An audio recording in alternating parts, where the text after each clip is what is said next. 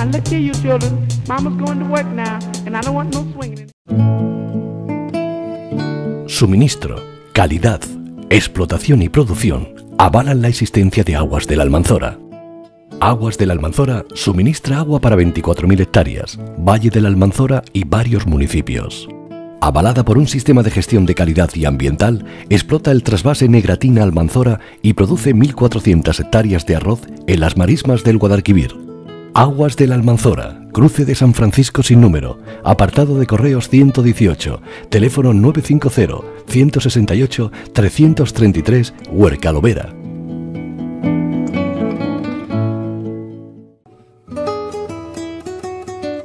Almazara Las Canalejas. En nuestras instalaciones elaboramos el aceite puro de oliva virgen extra extraído de la aceituna recién recolectada por los numerosos productores que confían en nosotros. Un proceso automatizado asegura la calidad final. Recepción, limpieza, lavado, batido, filtrado y envasado. Así el producto que se obtiene es un aceite de oliva virgen extra de primerísima calidad e inmejorable aroma, color y sabor. Si apuesta por la calidad, venga a conocernos. Venta directa al público. Almazara Las Canalejas, Barriada Las Canalejas, Cuevas de la Almanzora. Teléfono 950-168-661. Un año más, somos los primeros en calidad y producción. La labor incansable de los ganaderos está con nosotros desde que nacemos y nos acompaña durante toda la vida. Somos una sociedad consciente de lo que es y gracias a quien lo es. Y esta es una actividad imprescindible para ser quienes somos. SEPOR, 50 aniversario. Somos parte de tu vida.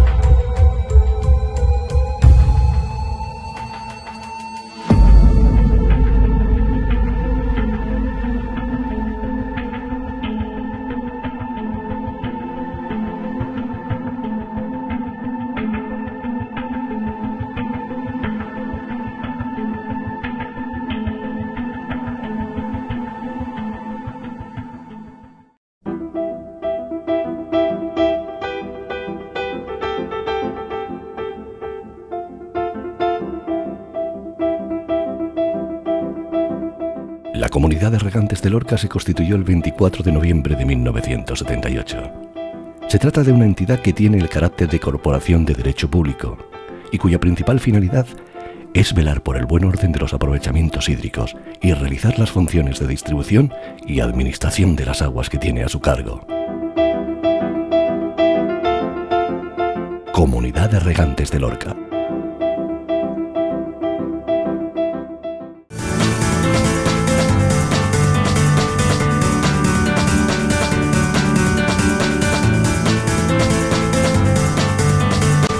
Construir sobre el pasado con la tecnología más moderna es la solución que ofrece SAP Los Guiraos.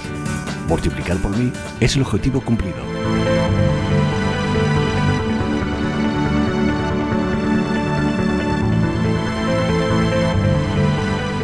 Sociedad Agraria de Transformación Los Guiraos.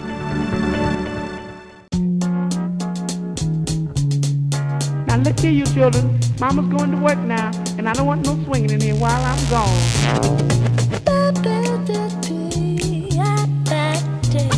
Mama don't allow no swinging in here. All right, we'll tell him, Mom.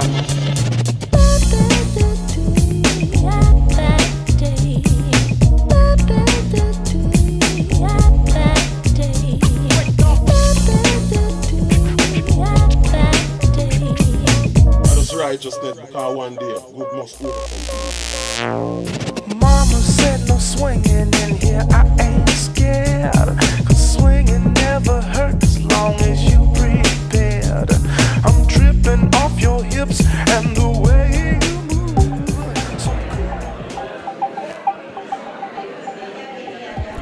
Intensa y emotiva jornada la vivida por la comunidad de regantes de Lorca en el acto de entrega de la medalla de oro de esta institución al catedrático de Geografía y exrector magnífico de la Universidad de Alicante, Antonio Gil Olcina, una referencia europea en hidrología y con más de 200 publicaciones referidas a su área de conocimiento.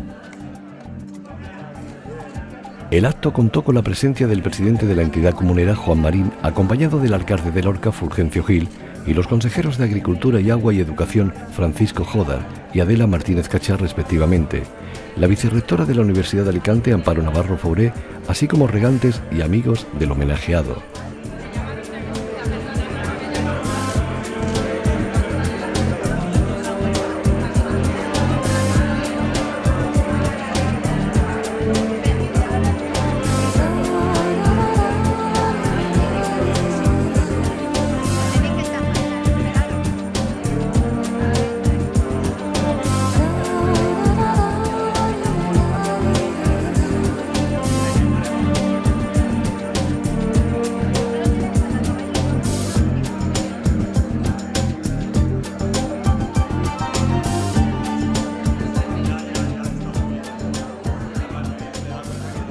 La primera secuencia tuvo lugar en la Sala de los Arporchones, utilizada en tiempos pasados como lugar de subastas de la comunidad de regantes, donde el presidente del regadío local intervino para explicar el motivo de esta actividad consistente en poner en valor la recuperación del extenso patrimonio hidráulico de la zona.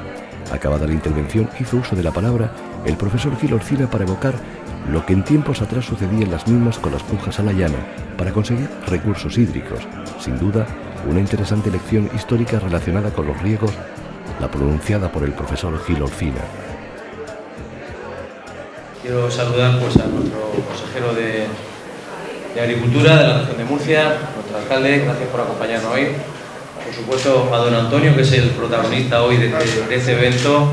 Es un lujo tenerle aquí, es un lujo tenerle pues, en la comunidad de regantes tantos días, tantos años como lleva al lado nuestro y no termina su obra. Cuando termina una cosa le pedimos un informe, cuando no nos asesora y cuando no, pues luchando por recuperar este patrimonio hidráulico, porque los regantes tenemos mucha historia desde tiempos inmemoriales, pero al final esto hay que darle valor, hay que darle contenido y hay que dejar que no se mueran, porque muchos de nuestros hijos, gente del futuro, piensa que el agua es una cosa, que hay una máquina que la fabrica, que esto está siempre a disposición de la parcela, pero la verdad es que cada vez está más complicado y es bueno hacer memoria de dónde estamos y de dónde venimos, sobre todo, dónde viene la agricultura, dónde vienen los regantes, dónde viene la historia y dónde sobre todo tenemos este rico patrimonio hidráulico. Hace unos meses, pues bueno, llevamos trabajando con esta idea ya bastante tiempo de poner en valor el patrimonio hidráulico de la comunidad regante de Lorca, de todos los comuneros de este rincón de la comunidad. Don Antonio siempre ha estado liderando este tema y hace unos meses pues empezó a ver la luz don Antonio, pues recuperar estos pequeños rincones y esta historia que tiene nuestra comunidad de regantes.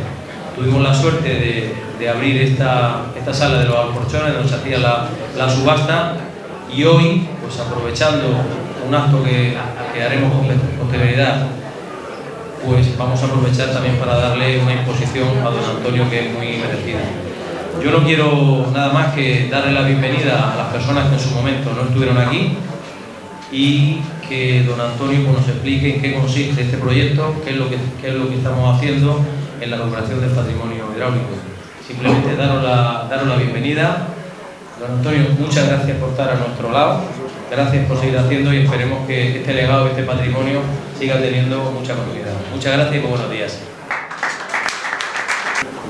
Veis que estamos todos de pie porque en esta sala donde se hacía la subasta del agua de Lorca se estaba de pie.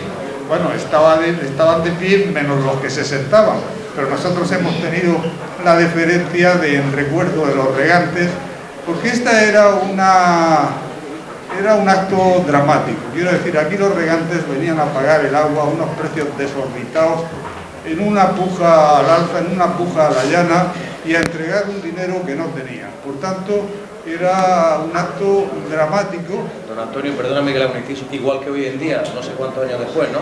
Yo creo que entonces peor. Yo creo que bueno, las cosas están mal, pero aquello era peor todavía. Bueno, la descripción realmente mejor de lo que fue la subasta de Lorca la hace un catedrático de la Universidad de la Sorbona, la hace Jean Brin en 1904, que queda impresionado. Y está por ahí la versión original que yo he traducido, porque no hay mejor descripción de la subasta de Lorca. Lo que se ha hecho es recuperar esta sala. En esta sala la puja se hizo de inmemorial, hasta 1960. En 1960 por fin se suprime la subasta y se sustituye por un entandamiento. Pero quiero decir que aquí se ha subastado agua al menos desde el siglo XVI. Es decir, en esta misma sala, realmente entonces, claro, se ha ido produciendo elevación de la calle, se abría esa puerta y formaba continuidad con la calle de Colmenarico, porque aquí la gente no habría cabido. Y entonces pues era un apretar de cabezas, gritando el precio más alta, hasta que con una calma soberana, quien presidía la subasta, que era un ingeniero, señalaba con el dedo y el griterío cesaba de inmediato. Esto para mí tiene una vivencia particularmente intensa, porque yo creo que cuando tuve uso de razón, por lo primero que debí preguntar fue a qué obedecía ese griterío extraordinario que se producía aquí. Porque claro, mi casa familiar está al otro extremo de esta calle, y cuando me llevaban al colegio, lo primero que se apreciaba era un griterío tremendo, y de pronto se hacía un silencio sepulcral. Era cuando el presidente había señalado, y eso no se discutía nunca, jamás. El presidente señalaba y la subasta de el alporchón, porque se iban haciendo los distintos alporchones uno detrás de otro, había concluido. ¿Qué acoge hoy esta sala? Pues tengo que deciros que lógicamente la cultura, que es una cultura del agua de 2000 años, es particularmente compleja cuando el agua es escasa. Y aquí ha sido particularmente escasa. Es el regadío deficitario tradicional más extenso de la vertiente mediterránea española.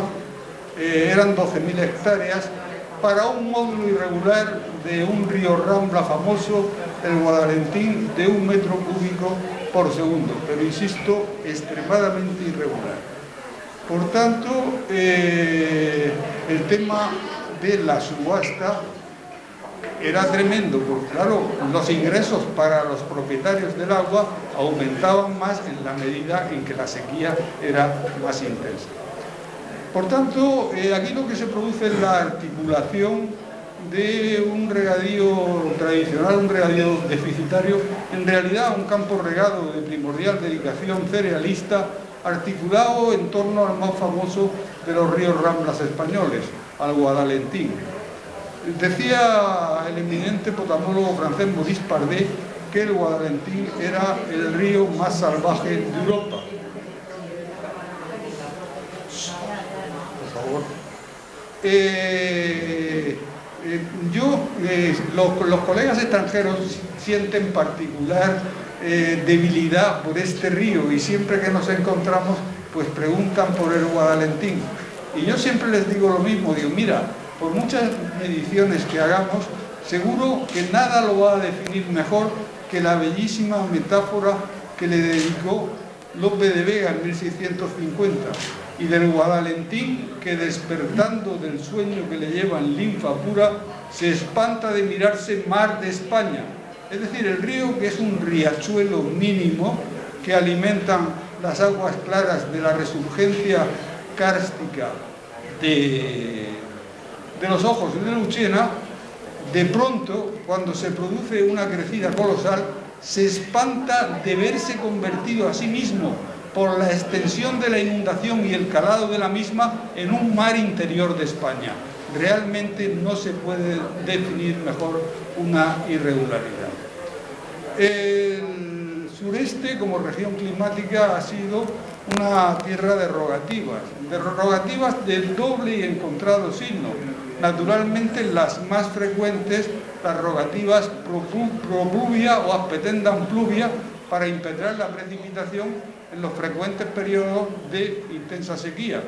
Y otras más raras, pero también presentes, pro serenitate, es decir, para que el cielo levantara, para que el mal tiempo levantara y dejara de llover. Porque lo que caracteriza fundamentalmente al régimen pluviométrico del sureste ibérico es su irregularidad. Es un régimen extraordinariamente irregular que conjuga duras y prolongadas sequías con esporádicos diluvios en que los verbos diluviar o jarrear, cuya acepción común es llover copiosamente, pues son insuficientes, porque entonces realmente se abren las cataratas del cielo, se desgarra este y se desploma el firmamento. Yo, para que tengan una referencia, aquí está el récord de precipitación, yo creo que no solo para España, sino para Europa, en una hora. En 1879, en la célebre riada de Santa Teresa, y la medición que se hizo es extraordinariamente precisa por dos ingenieros, llegaron a la conclusión de que la precipitación caída en una hora excedía los 600 milímetros. Yo dije, la información me parece fidedigna. Digo, gente, bueno, Gil Olcina es surestino y todo le parece poco. Dije, no todo me parece poco, porque yo tengo un dato de contraste perfectamente homologado, que fue lo que ocurrió en Zurgena el 19 de octubre de 1973. Entre las 13 y 14 horas se recogieron 420 milímetros. Por tanto, el dato es perfectamente creíble. ¿Y cómo se ha articulado ese regadío? Porque claro, es la complejidad de ese regadío, porque si hay subasta del agua, de entrada estoy indicando implícitamente que hay disociación de las propiedades de agua y tierra. Y esto es muy característico de todos los ríos ramblas del sureste, desde el Amadorio, el Montnegre, el Vinalopó, el Guadalentín, el Mula, el Bajo Almanzora. Se ha producido la disociación de las propiedades de agua y tierra, de manera que el agua, pues no ya desde 1 de enero de 1863, de la apertura de los registros de la propiedad, sino desde 1768, cuando existieron, ¿verdad?, las primeras oficinas de registro, los oficios de hipotecas, está registrado como una propiedad independiente. ¿Cuándo se produce la disociación de las propiedades de agua y tierra? La disociación se produce en la Baja Edad Media. Hay una referencia segura, y es que en las Cortes de Alcalá, que presidió Alfonso XI en 1348, ya los tandistas consiguieron que el agua quedase libre del pago de la alcábala, por la sencilla razón de que se recuperaba el dominio en el turno siguiente. Por tanto, yo pienso que la disociación del agua y el comienzo de la subasta tuvo lugar a comienzos del siglo XIV. ¿Y hasta cuándo perduró? Pues hombre, la subasta hasta 1960, y el agua como propiedad privada hasta 1928, cuando se produjo el rescate por parte de la Confederación Sindical e Hidrográfica del Segura. Y naturalmente el agua fue, como decía Brin, el bien por excelencia, la propiedad más apetecida, y si era la más apetecida, se produjo inmediatamente la concentración en manos de los estamentos privilegiados, es decir, los dueños de aguas, los amos de aguas, los señores de aguas vivas, fueron los mayorazgos. Esta era tierra de mayorazgos, normalmente regidores perpetuos, y luego el clero, particularmente el clero secular, el clero de la colegiata de San Patricio. De manera que intentar una reforma como lo hizo Carlos III, este es el territorio de España, como luego veremos, donde la actuación del reformismo carlotercista fue más intensa de todas, con mucha diferencia, pues tropezaba con grandes dificultades. Porque es lo cierto que en la España posible, en tiempos de Carlos III, de que habló Marías, como luego mostraré, Lorca tenía una cuota participativa importante.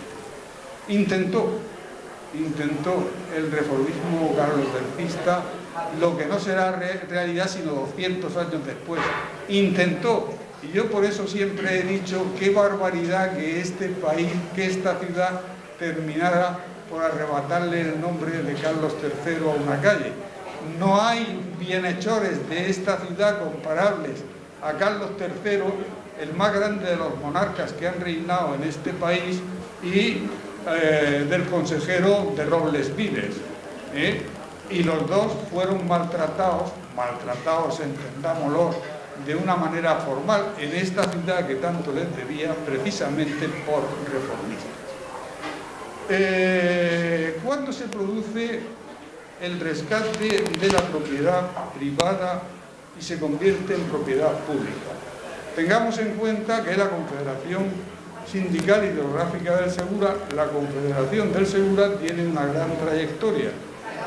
Ustedes saben que las confederaciones se crean durante el Directorio Civil por Real Decreto de 5 de marzo de 1926. La primera, lógicamente, es la del Guadalquivir, cuyo director técnico era Manuel Lorenzo Pardo, pero la segunda fue la del Segura.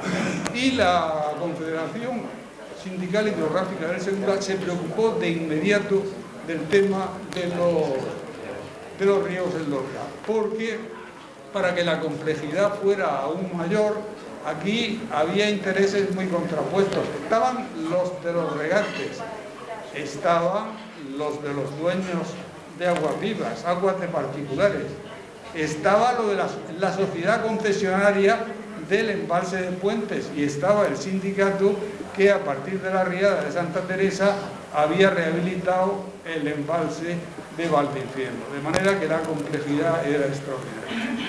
Se llegó a un acuerdo con los regantes lorquinos, se pagaron casi 3 millones de pesetas oro por esas aguas, insisto, en 1928, y se rescató también la presa de Puentes, la tercera presa de Puentes, cuyas acciones paraban prácticamente por entero.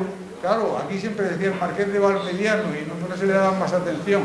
Claro, si se sabe un poco de nobiliaria, se sabe que el octavo Marqués de Valmediano era el 17º duque del Infantado, con lo cual la cosa ya es bien diferente. De manera que lo que se hizo fue convertir las 500 pesetas nominales de cada acción en efectivas, y así se rescató también Puentes y se convirtió en propiedad pública. No pararon ahí los problemas, porque naturalmente aquello había que pagarlo, y aquí quien pagan fundamentalmente siempre son los regantes, no nos engañemos. Y claro, la subasta continuó, y continuó hasta 1960. O sea que las aguas sí eran de propiedad pública, pero la subasta seguía funcionando igual, insisto, hasta el 25 de marzo de 1960. Bien, pues toda esa historia y mucha más es la que está recogida en estas cartelas. Yo tengo el riesgo fácil de engolfarme con los temas y consumir y terminar por acabar con las barreras que yo mismo he intentado ponerme, porque lo que quiero hacer es dar esta primera información. Naturalmente no es posible que ustedes lean todas las cartelas, ya tendrán tiempo, pero sí les invito a que lean algunas y verán que en esas cartelas pues se ha puesto mucho interés y hay conocimientos de muy varia procedencia. En realidad, aquí en esta sala de subastas está sintetizada la historia, la compleja historia de el más complicado de los regadíos españoles, que desde luego es el Guadalentín. Está vista la subasta, está vista las tandas, está vista el particular sistema que aquí se utilizaba para incrementar el número de hilas, el número de porciones, que era el de sisas, mientras que en el resto de regadíos deficitarios se procedía a hacer un alargamiento de tanda, y así se añadían más hilos o más hilas, aquí se hizo esa operación especial de sisas que tienen explicadas por aquí.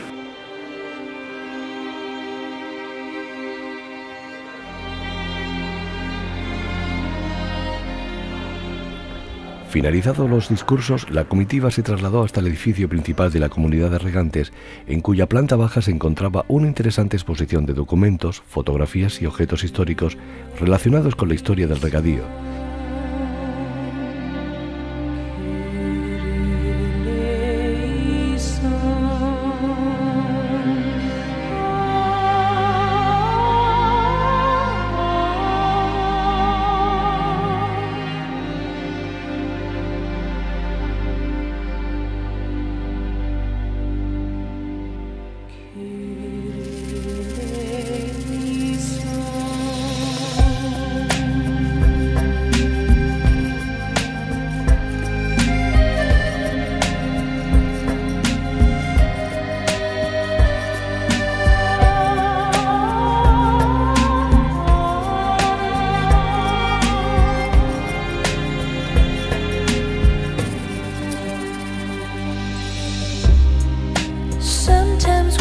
Facing what we fear, life goes on without no thoughts.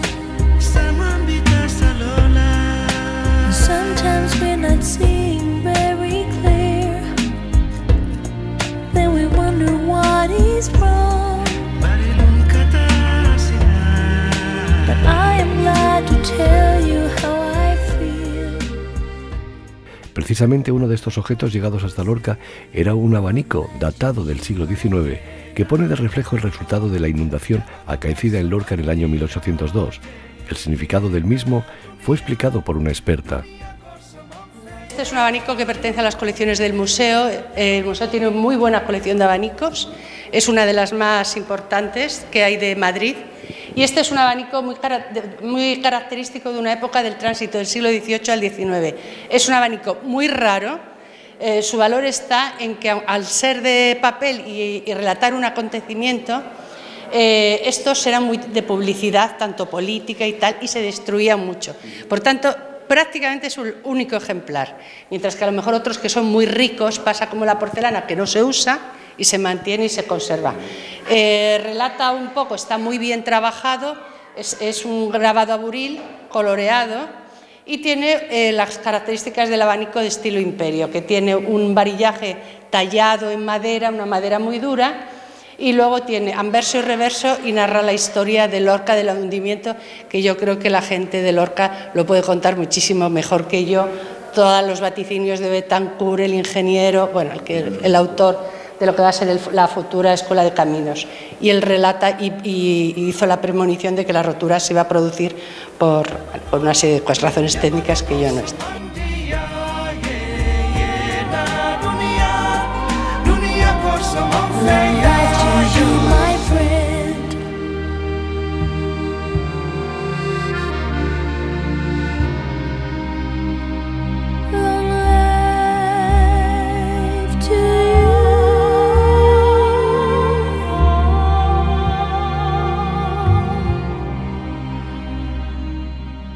Paralelamente, el profesor Gil Olcina pronunciaba otra lección histórica en el exterior del recinto comunero ante la expectación de los congregados, señalando en un momento de sus explicaciones sobre el origen de la profesión de ingeniero de caminos.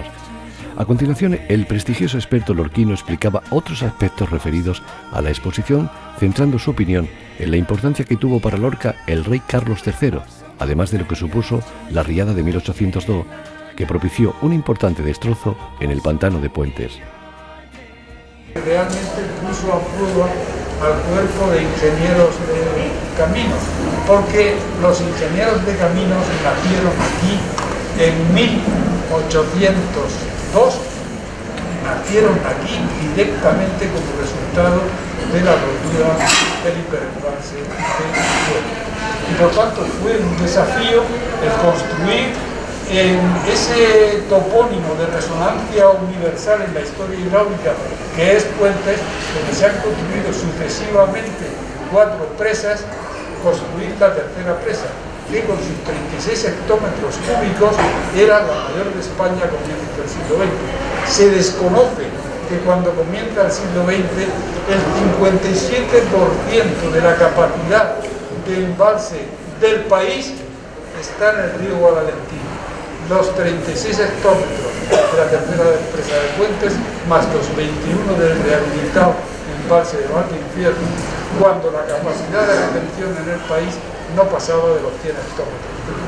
De manera que eso es la importancia de lo que ahora va a ser. Se intenta construir un primer pantano en Puentes en 1611, luego fracasa otro en 1647, hasta que se concluyen los grandes embalses. Y por eso tenemos aquí a Carlos III. Carlos III recién llegaba a España en 1759.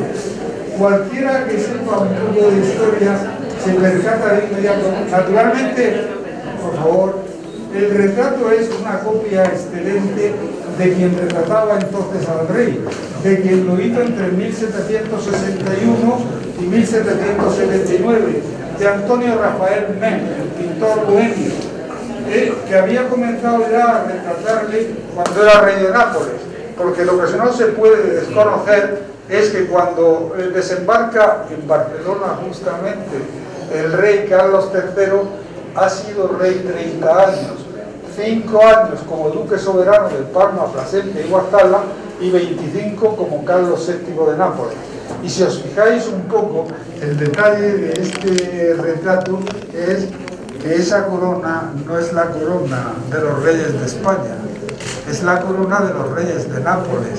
De manera que en este retrato ni siquiera Mengs ha retocado el fondo.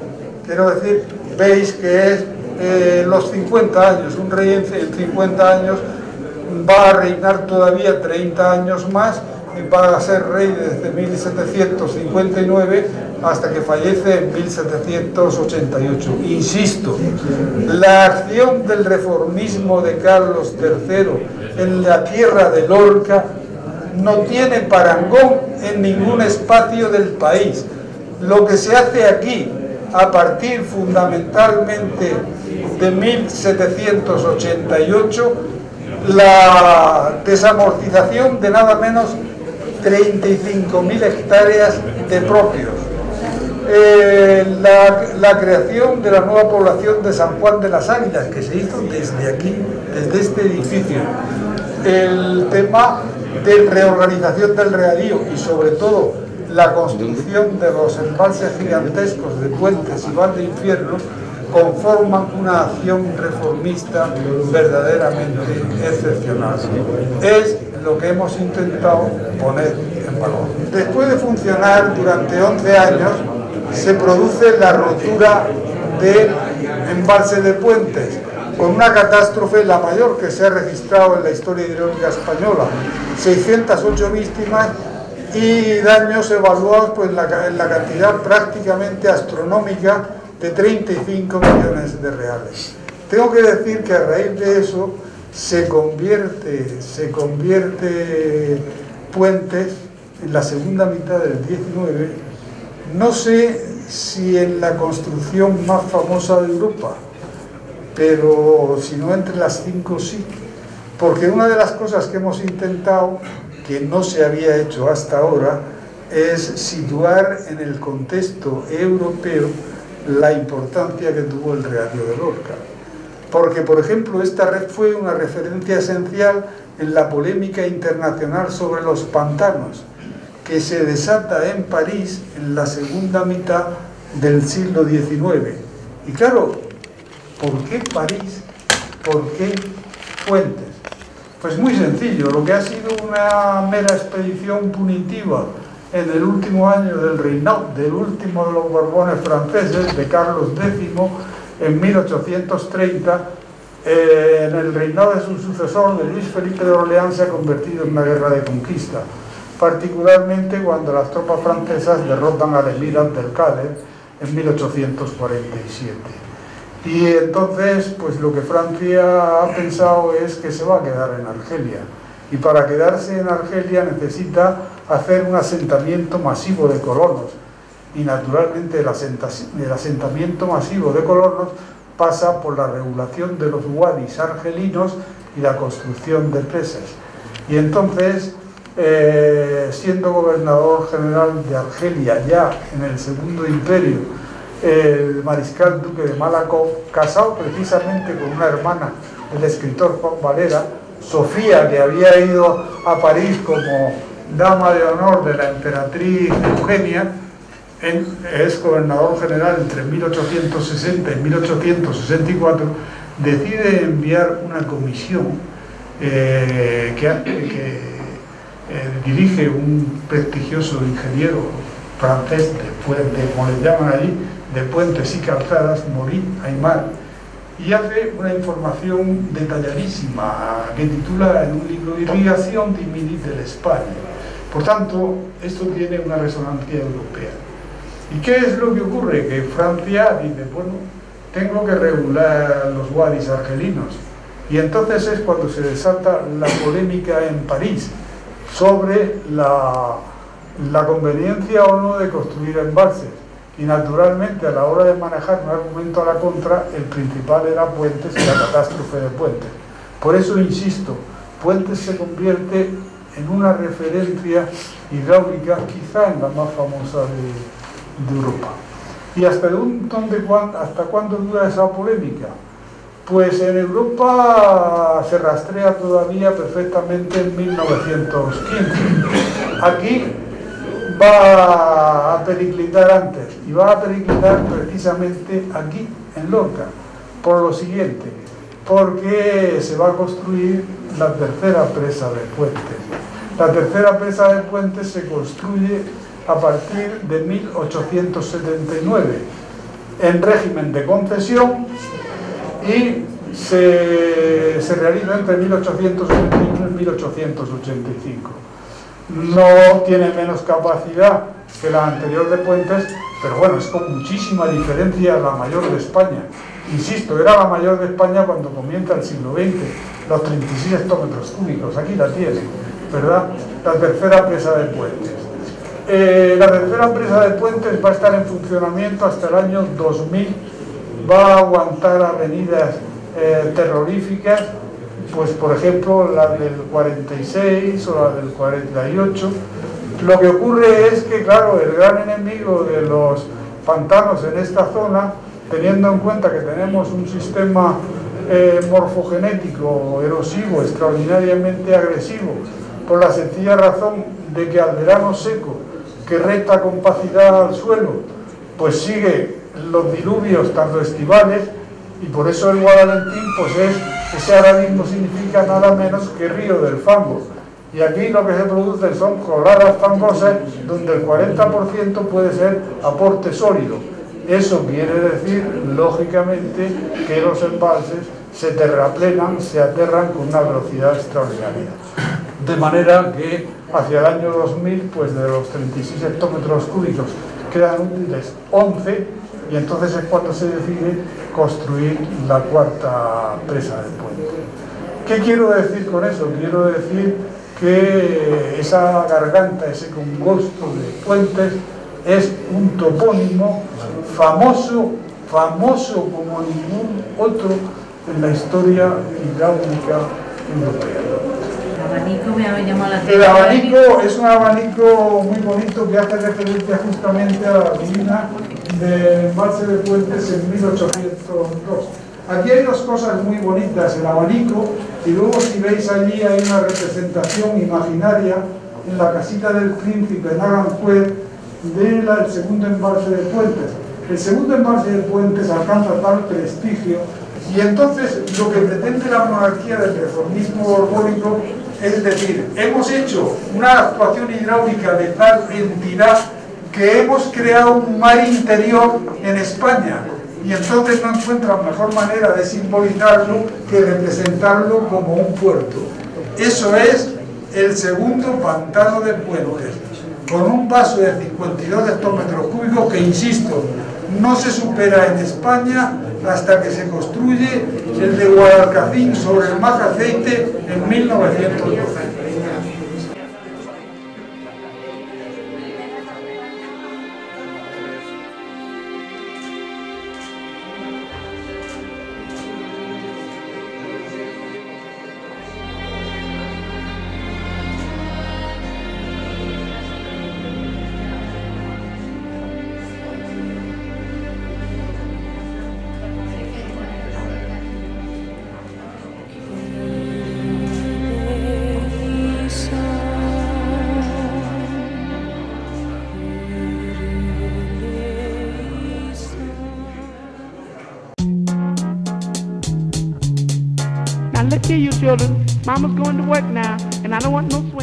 La labor incansable de los ganaderos está con nosotros desde que nacemos y nos acompaña durante toda la vida. Somos una sociedad consciente de lo que es y gracias a quien lo es. Y esta es una actividad imprescindible para ser quienes somos. SEPOR, 50 aniversario. Somos parte de tu vida.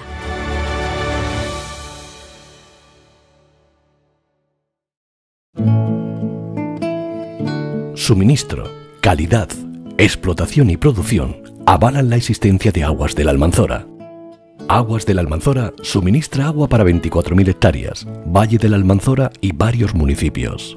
Avalada por un sistema de gestión de calidad y ambiental, explota el trasvase Negratina-Almanzora y produce 1.400 hectáreas de arroz en las marismas del Guadalquivir.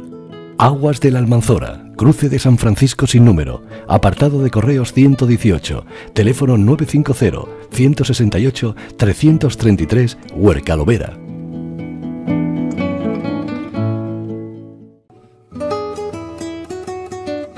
Almazara Las Canalejas. En nuestras instalaciones elaboramos el aceite puro de oliva virgen extra extraído de la aceituna recién recolectada por los numerosos productores que confían en nosotros. Un proceso automatizado asegura la calidad final. Recepción, limpieza, lavado, batido, filtrado y envasado. Así el producto que se obtiene es un aceite de oliva virgen extra de primerísima calidad e inmejorable aroma, color y sabor. Si apuesta por la calidad, venga a conocernos. Venta directa al público. Almazara Las Canalejas, Barriada Las Canalejas, Cuevas de la Almanzora. Teléfono 950-168-661. Un año más, somos los primeros en calidad y producción.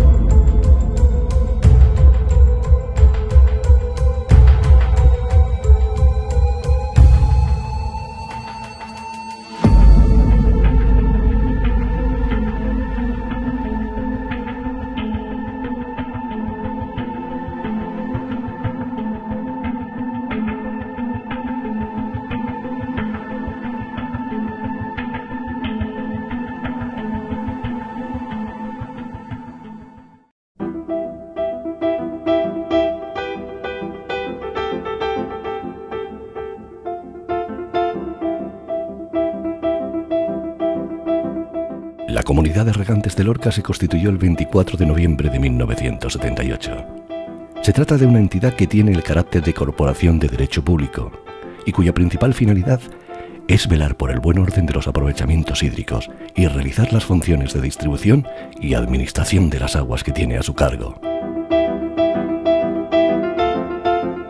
Comunidad de Regantes de Lorca.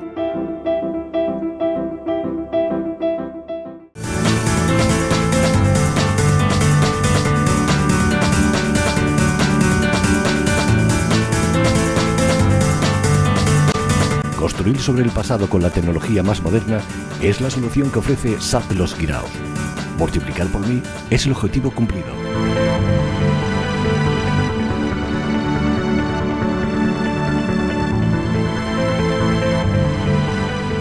Sociedad Agraria de Transformación Los Guiraos.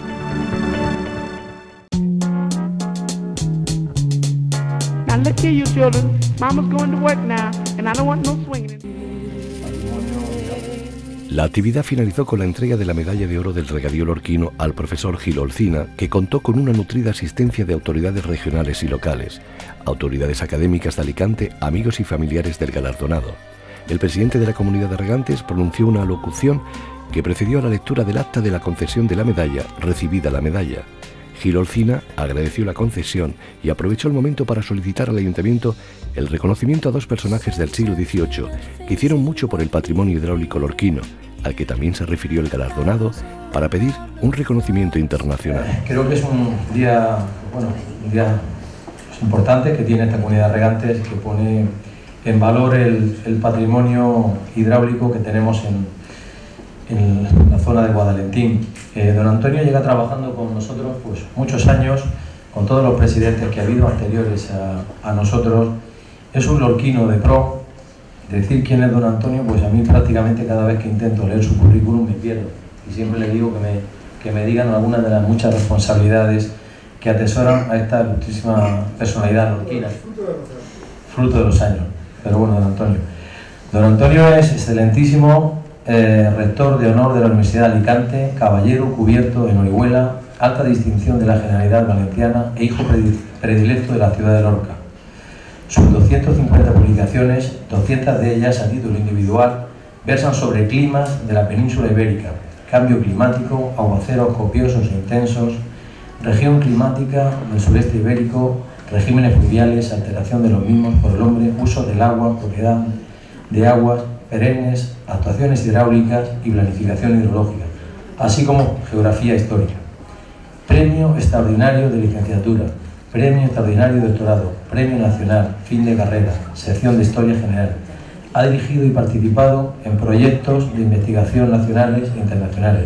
Asimismo, ha intervenido en repetidas veces como ponente en congresos y simposios españoles y extranjeros. Estas son algunas de las muchas cosas que don Antonio ha realizado en su larga vida profesional. Pero fundamentalmente, como decía con anterioridad, don Antonio es un amigo de la Comunidad de Regantes, es un asesor de esta Comunidad de Regantes. Cada vez que lo necesitamos para los tan complejos y variopintos problemas que se presentan en el desarrollo normal de una Comunidad de Regantes y en los temas de agua, que, como bien decía con anterioridad, después de cientos de años seguimos con los mismos problemas de trasvases, seguimos con los mismos problemas de presas, seguimos con las mismas necesidades, desgraciadamente.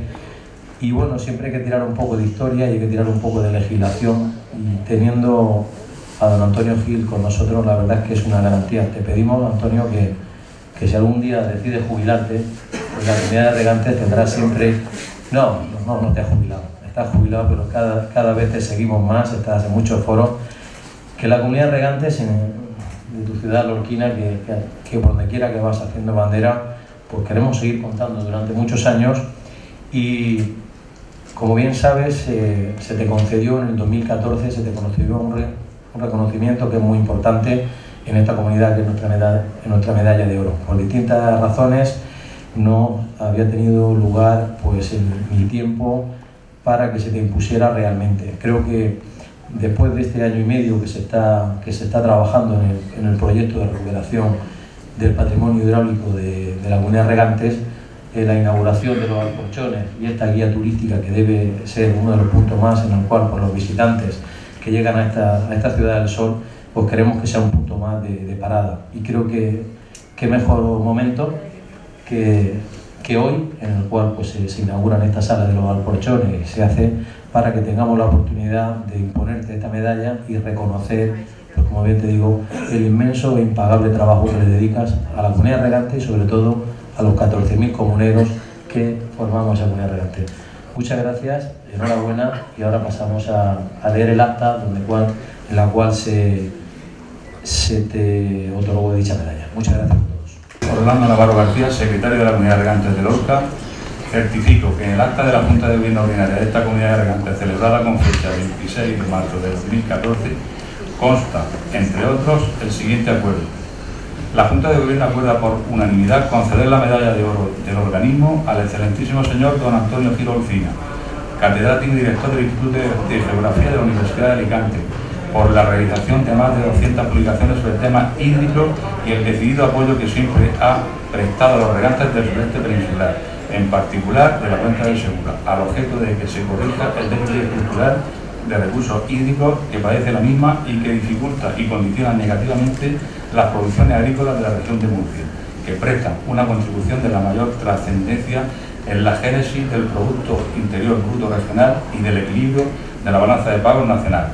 Y para que conste a todos los efectos, extiendo la presente con el visto bueno del señor presidente de la Comunidad de Regantes en Lorca, 20 de octubre de 2017.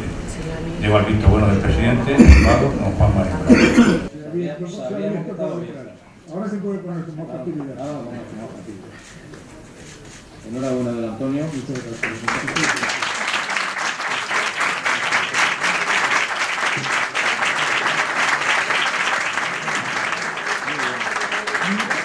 Y sin quizá excesiva de honores y distinciones, sin duda muchísimos más de los que he merecido. Los he agradecido todos y tengo que decir que bueno, hay algunos que es lógico que incidan de una manera especial en Martín su corazón, y que naturalmente son los que proceden de la ciudad de Lorca. La ciudad de Lorca me hiciera hijo predilecto que hoy la comunidad de regantes, la entidad más importante de Lorca, que es la más importante, me confiera que vaya de derecho, pues realmente son para mí muy emotivos. Y antes aludía que esto es particularmente emotivo para mí, porque insisto, yo estoy convencido que cuando tuve uso de razón, por lo primero que debí preguntar fue, hombre, no por la subasta, desde luego, a tanto no llegaba, pero por el griterío sí. ¿Y eso qué ocurre ahí? Porque claro, a las 8 de la mañana comenzaba el griterío, terminaba con interrupciones a las 10 y era una cosa excepcional. Era que un niño, lo primero que debía preguntar, pues yo estoy convencido de que mi afición a los temas de agua, temprana afición a los temas de agua, parte del dramatismo de la subasta de Lorca. Sin duda alguna, la más dura registrada en el sureste ibérico, y cuando se dice eso se quiere decir en toda España y en toda Europa. Era verdaderamente una ceremonia dramática. Y tengo que decir que de alguna manera hubo un momento en que con la mejor de las intenciones pues se hizo la posibilidad de una representación con la mejor de las intenciones. Yo creo que la representación se puede hacer de esta manera. Y yo no sé si aquello fue entendido o no, pero lo cierto y verdad es que, en fin, cuando se representa o se intenta representar la subasta de aguas de Lorca, no se representa una cosa ni normal ni medianamente efectiva. Lo que sí se representa o se ha de representar es necesariamente lo que fue un drama y por tanto no es lo que pero esto hay que modificarlo. Por la sencilla razón de que si no yo me hubiera hecho cómplice de algo que había presentado desde niño, desde que tuve uso de razón, que a lo mejor fue los 6 o 7 años, y por tanto, hombre, yo falté pronto por los temas de universidad, pero en última instancia, pues hasta 1960, ahí está mi casa familiar y aproximadamente lo sigue estando, y yo fui testigo de este hecho. De manera que, querido presidente, muchísimas gracias, te las doy por la medalla y te las doy también por el que hayamos comenzado seriamente la recuperación del patrimonio de Lorca. Se debe fundamentalmente a vosotros, que habéis estado en la mejor de las disposiciones para hacer todo lo que se ha dicho. Yo la manera de corresponder es como sé hacerlo. Yo me sigo levantando, lo he hecho esta mañana, como he hecho desde que era un niño de 10 años, a a las 5 de la mañana. Yo me suelo poner invariablemente a trabajar a las 5 de la mañana. Tengo un dormitorio prácticamente independiente donde nadie se percata de si estoy despierto o no, y lo sigo haciendo. De manera que cuando uno llega a esta edad, pues que ya no es el otoño, sino el comienzo del invierno de la vida, lo que tengo necesidad es de entretenerme, y me entretengo trabajando. Por tanto, yo lo que tengo ahora claramente es empezar con la recuperación del patrimonio hidráulico en Vigo. Y voy a comenzar por algo, porque en el sureste de España se han aprovechado no solo las aguas vivas o perennes, aquí se han aprovechado las aguas vivas y las muertas, las perennes y las eventuales. Y voy a comenzar por lo que fue el mayor boquerón del sureste ibérico, que configuraban, ¿verdad?, la presa de los Andalones y el canal de Asturias de Tiata. Yo aproveché la presencia aquí de mi amigo, y lo es desde hace muchos años, el presidente de la Confederación Hidrográfica de Segura, para dos cosas. La aproveché para eso, para comprometerle a que esas compuertas herrumbrosas que hay ahí hay que quitarlas, que lo que hay que hacer es restablecer los diques laterales en su integridad, y que naturalmente entonces, con referencia al puente de la Torta y con referencia a lo que se colocará detrás, yo intentaré dar una idea de lo que fue el mayor reguerón del sureste de España, y que es tan importante para la ciudad de Lorca como pueda serlo el castillo, que es el edificio que más sobresale en la iconografía lorquina. Esto fue frontera con el reino nazarí de la Granada durante 2 siglos y medio, o San Patricio, o las presas de Puentes. Es la cuarta referencia emblemática de Lorca y Guadalajara. También le dejo al alcalde un encargo. El encargo es lo siguiente: yo no voy a pedir una calle para Carlos III y para el consejero de Robles Vigas, porque luego viene el ícaro de turno y rápidamente se la arrebata. Yo lo único que quiero es que antes de 2 meses el Ayuntamiento de Lorca conceda permiso para colocar 2 lápidas explicativas de quién fue el más grande que hayan reinado en España, el más grande de los monarcas, sin duda alguna, y el consejero de Robles Vives, uno de los primeros actores del reformismo carlotecista. Y eso ya cuenta con la propiedad de los 2 edificios, dice que es con la conformidad de los 2 edificios para situarla por lado. De manera que problemas ninguno. Y espero y deseo que antes de 2 meses eso esté aprobado.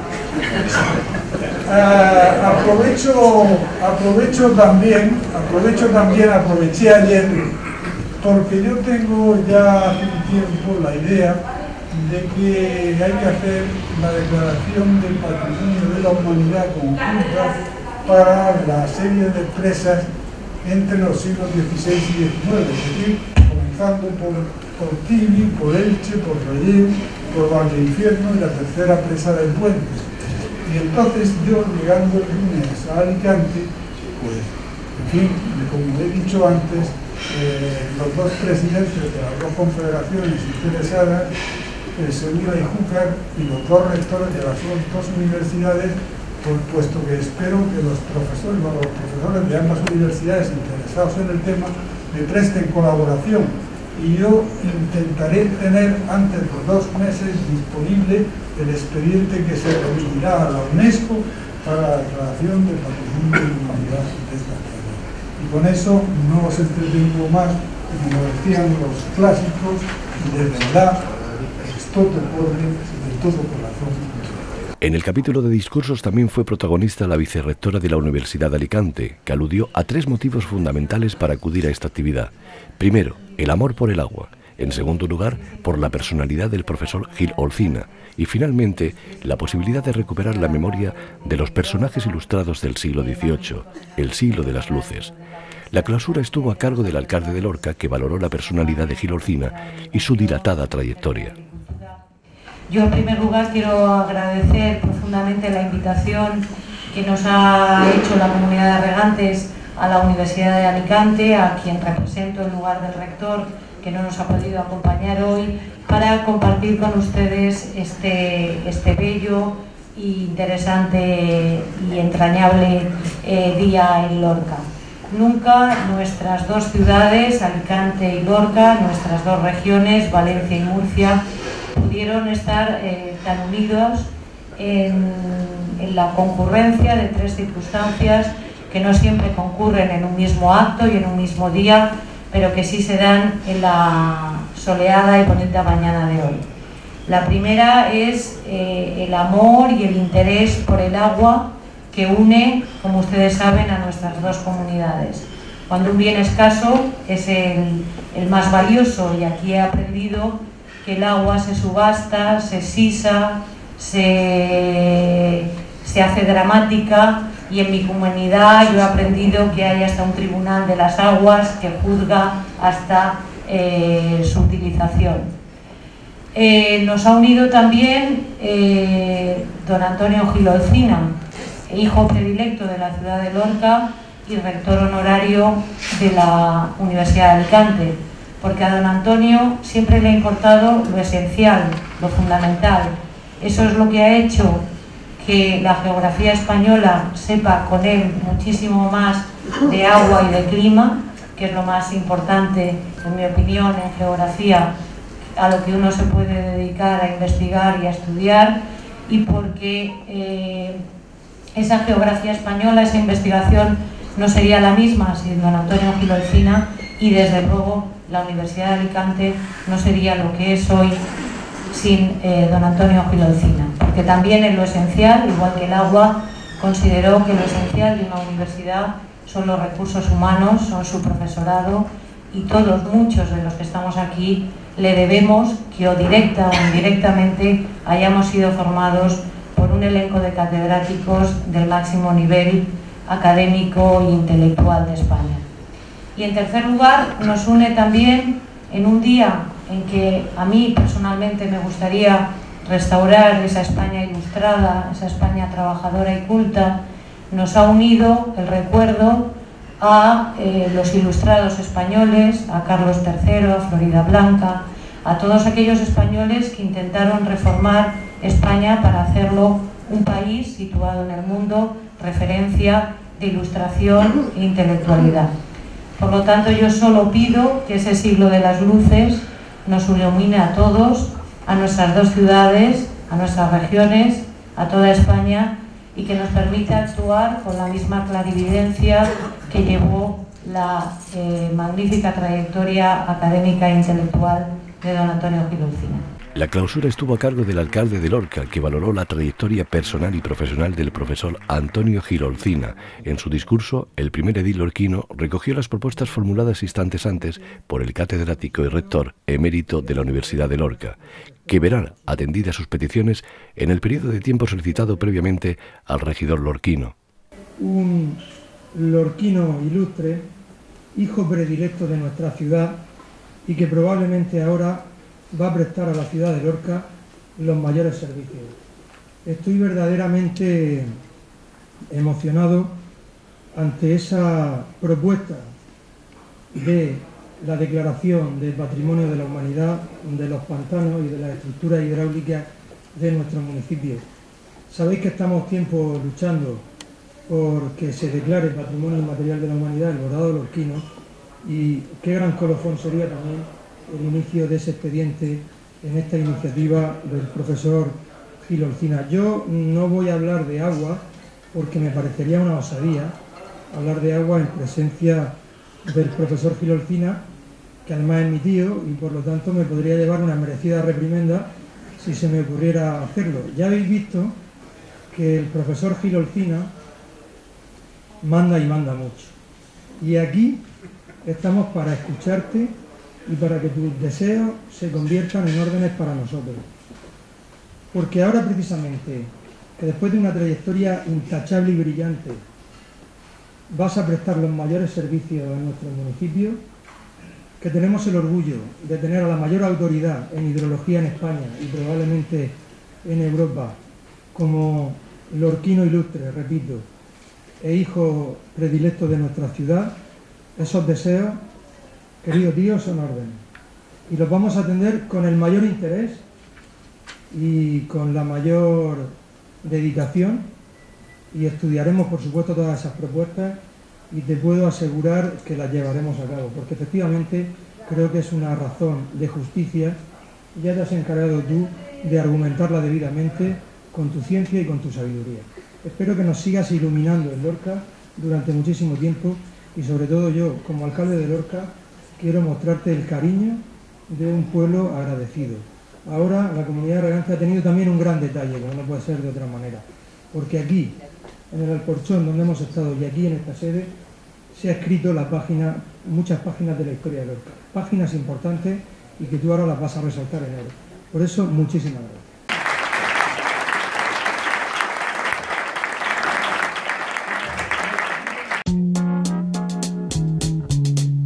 Now look here, you children. Mama's going to work now, and I don't want no swinging in here while I'm gone.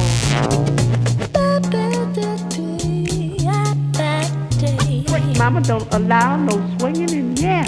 All right, we'll tell him, Mom.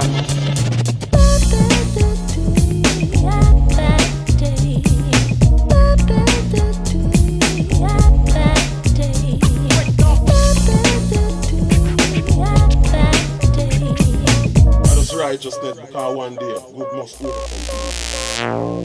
Mama said no swinging in here, I ain't scared, 'cause swinging never hurt as long as you prepared. I'm tripping off your hips and the way you move, so come on. Suministro, calidad, explotación y producción avalan la existencia de Aguas de la Almanzora. Aguas de la Almanzora suministra agua para 24.000 hectáreas, Valle de la Almanzora y varios municipios. Avalada por un sistema de gestión de calidad y ambiental, explota el trasvase Negratina Almanzora y produce 1.400 hectáreas de arroz en las marismas del Guadalquivir. Aguas de la Almanzora, cruce de San Francisco sin número, apartado de correos 118, teléfono 950-168-333, Huerca Lovera.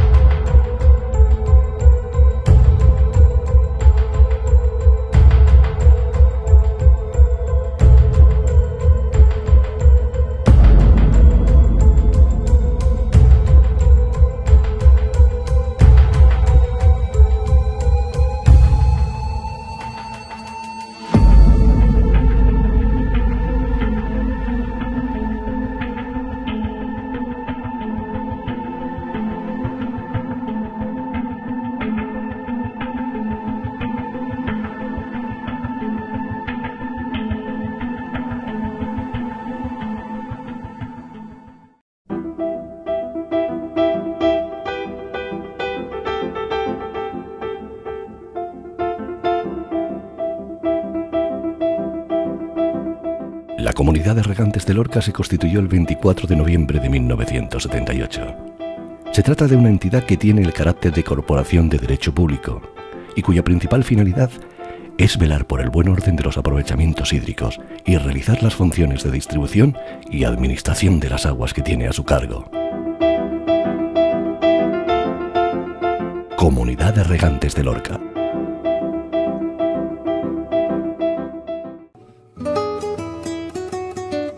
Almazara Las Canalejas. En nuestras instalaciones elaboramos el aceite puro de oliva virgen extra extraído de la aceituna recién recolectada por los numerosos productores que confían en nosotros. Un proceso automatizado asegura la calidad final. Recepción, limpieza, lavado, batido, filtrado y envasado. Así el producto que se obtiene es un aceite de oliva virgen extra de primerísima calidad e inmejorable aroma, color y sabor. Si apuesta por la calidad, venga a conocernos. Venta directa al público. Almazara Las Canalejas, Barriada Las Canalejas, Cuevas de la Almanzora. Teléfono 950-168-661. Un año más, somos los primeros en calidad y producción. La labor incansable de los ganaderos está con nosotros desde que nacemos y nos acompaña durante toda la vida. Somos una sociedad consciente de lo que es y gracias a quien lo es. Y esta es una actividad imprescindible para ser quienes somos. SEPOR, 50 aniversario. Somos parte de tu vida.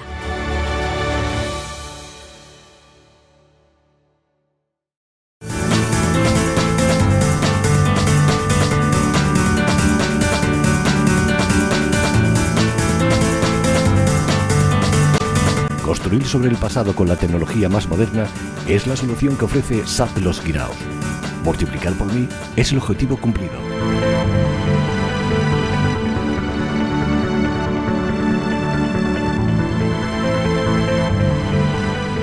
Sociedad Agraria de Transformación Los Guiraos.